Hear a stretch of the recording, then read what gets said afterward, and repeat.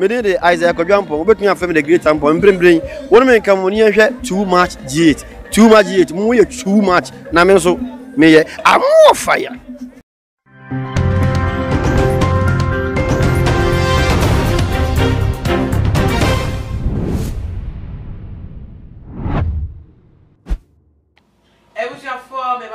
Abass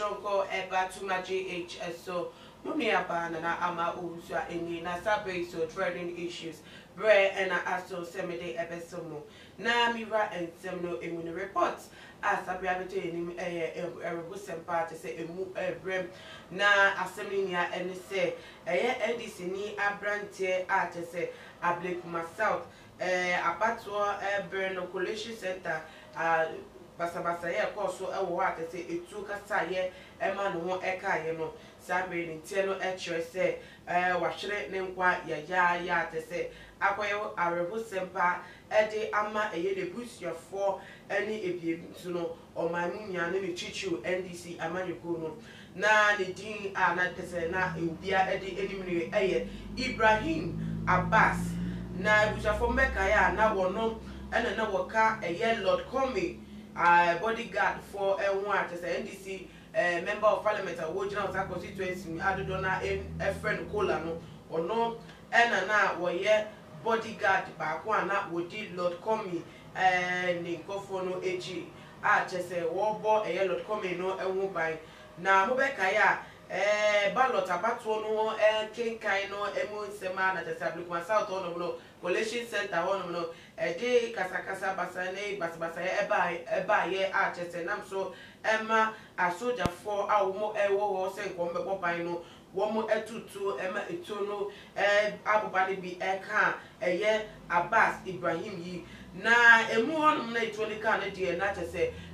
bibia NC hwe ankot bonisa na yedini kopi mu hospital crapo no na chese woja ya hwe anka wo si na dademu enesa chese endede abetodwa se eye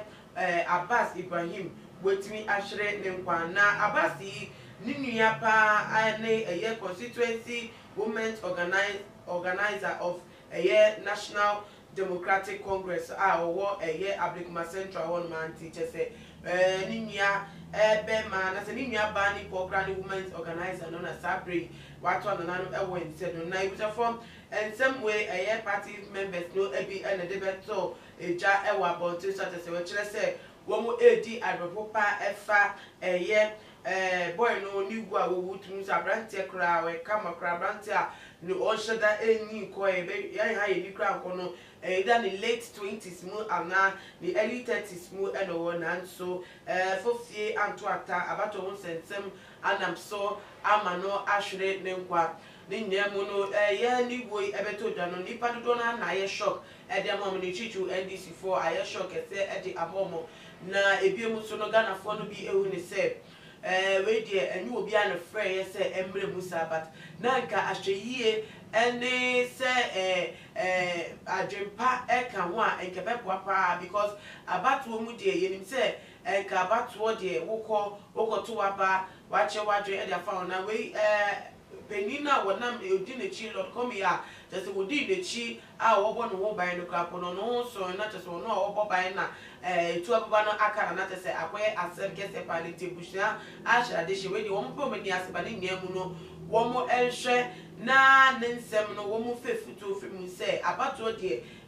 se na akoye no Ghana ani ebibiri mankasa no za ne yeti ase esifa etie ewa abato no se ebeya nka nipa be sonson no ho ewa abato ebre so se ye bia ye to abawo ana se ebiemu so no ye ka abawo na eye basabasa ye mentemu ase bia ehunhie bia no ye koma mu so ewo ho ma tese ekowie body say because we dey kebusu ade hye enka eni da so wono ho bebre a tese ebusu bebre ni se daachi o be ye nipa nimpo bia obetimi abo efie na sabe wetimi fi mira krampo no na ne yere ne ma a weje echi antete na wumeni eda no so anko wono no hwe fie no te se we fi mu ama eba be adesoa ede ama ebusu ani nte be ya ne kan entotue bi ewo wa se yenya fa wona tese abato eye mentimi wase basabasa ye bia ye ta eyi ni wedi ewo abato ebre emu anase bi emu se be ya to abawi aye kankan aba no ekebe ya nipa betwe no efiri wona tese ye nchitre enkwa was aqua because they move yapa say what they will support akota party BG and I said wo go bi mu ba na say wo gino BG support no na say be ba say wo supporting mu na say wo be fe mu ahwere wo kwa dia na enye asempasa ne nnuamu no so no amanfo abomodia e de eye yakọ de akọ abusuafo ahye wo mo de say nyakopo emu omo no eye ya we abeto e de mo busua no wo metimi efim nanso say eye owu ya wowu ebe ye hwehwemu asem na say say da mra no ebe fa no because eye de eto de kasa ne ku nanso ema no ehwere ne nkwanti say be ne mra asem say wo bi do tutu ne ni bedi ana say he be jana tra sa dia e wusa for ye wogana ha ye ni eche wo bi nsem we ye ni de chire bi ni ti de be fima ba bia so no ye be so mo na tese dem de be so mo a ene se Abass Ibrahim sadwe watu ananom e wense do na wakwa muslimi ni de so de na tese muslimi for e kwa amonam so e di esi o ma de hye no sa kwa ne so a eno mo fa so e di esi na tese enche kra na tese wo mo esi no kra de dada na tese we ometimi akra ne chick o map ne chick kra na ti ebusiafo me di besi ase ni ti me di esi no wadwedwe no bo dia the first me e we comment section na bi em share video we on all the social media platform Instagram and Twitter obetima follow at @𝐒oldier_, Facebook so @𝐒oldier me din edena ama omusua na me ya aduma e be di share bi makram the major prophet kun chacha on say me catch was say bomoden na hwe too much GH on say me kan ye nyene bone pa na kase epe wo wi ase ya asondin ti na adam wo hu nyame ye no nyam no wo hu ne ma bi a wo hwehwehwehwe e wo other place ne ade kat won na bomoden na be hwe too much GH be hwe na subscribe bomoden o be hwe pe na wa ye subscribe o subscribe subscribe na subscribe na o subscribe a na wo benya ne yama papa a wo pe ahwe nyame shira too much GH. Many have come and many have gone, but you are a great kankambuka ability worth being beheld by every optical nerves. That saith the papacy. Keep watching Too Much GH and you get the best of entertainment, the best of everything you want. My name is Ibrahim. Keep watching Too Much GH. It's the best. Keep watching Too Much GH.